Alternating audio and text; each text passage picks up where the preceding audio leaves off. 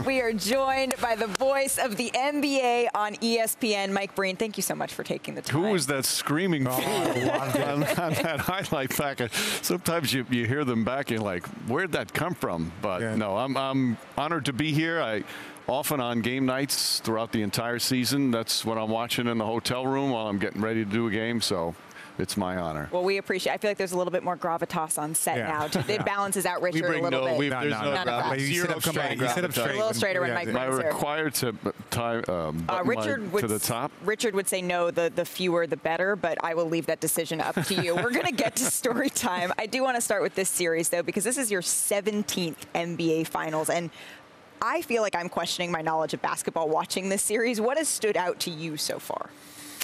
Well, for me, the finals is so much about the human stories, about the different players, the ones who've been here, the ones who've never been here, and how they handled it.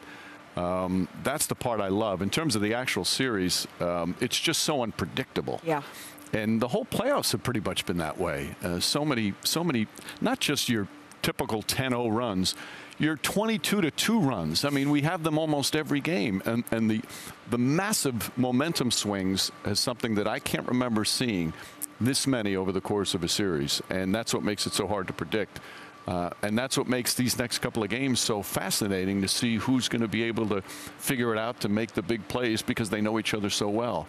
So I can't wait for Game 6. I can't wait for the atmosphere at the TD Garden tomorrow. I can't wait either. You weren't at the first couple of games. You were home. You were recovering from COVID. Did that change your perspective of JVG and Mark Jackson? Watching them in the booth without you, what was that like? Well, first off, kudos to Mark Jones. Yes. Him getting that opportunity, parachuting in at the last minute, and he nailed it. He was so great. I felt for him having to work with Mark and Jeff, but we all have our crosses to bear. Now, quite honestly, Malika, I can't, and I don't care if anybody thinks I'm not objective. I think they're the two best analysts in sports. What they do, what they see, what they've taught me has been tremendous. And watching them from back in the hotel room, which was hard, you just appreciate it more, and you appreciate the whole production crew and the producer, Tim Corrigan.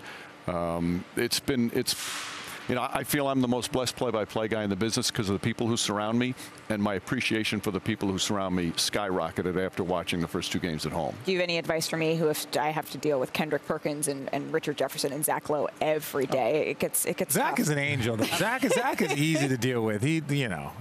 Mike understands that. But the thing too is when you watch from my hotel room. I wasn't home. I was stuck in the hotel room in isolation. I'm still yelling at the TV in terms of a great play happens, I'm screaming. Yeah. Because that's what I love. I've been in love with this game since I was 5 years old.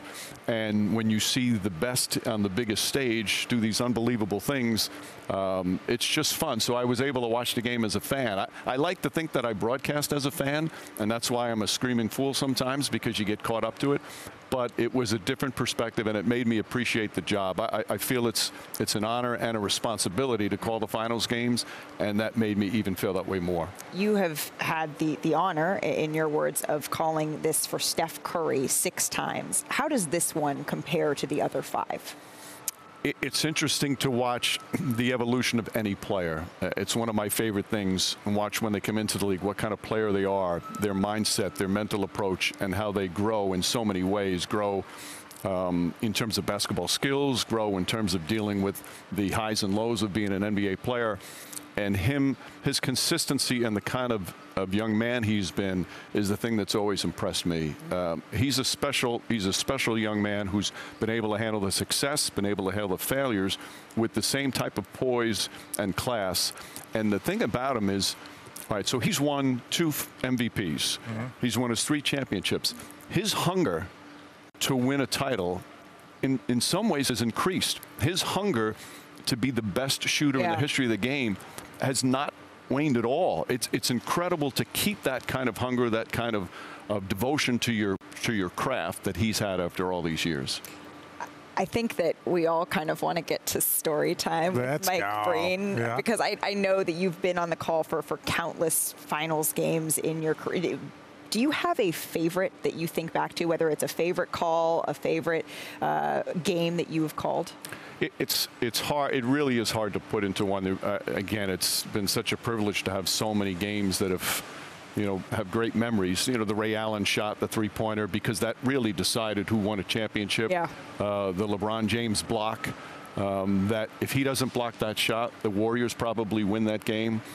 But in terms of a total finals, and people are surprised when I say this sometimes, maybe the best finals was 2014. It was only 5 games, but it was maybe the best team basketball I've ever seen play at that level when the Spurs won.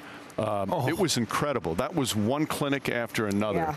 And the way they were all just connected, I don't think I've ever seen a team on that stage so connected and play the game the way it's supposed to be played from a team aspect. So that's one of my favorites. Although I will say, anytime it's a team that's kind of new into the scene, or it's been a while, like last year, Phoenix and Milwaukee, the newness of being in the finals, and for the fan bases, and to watch Giannis Antetokounmpo do what he did.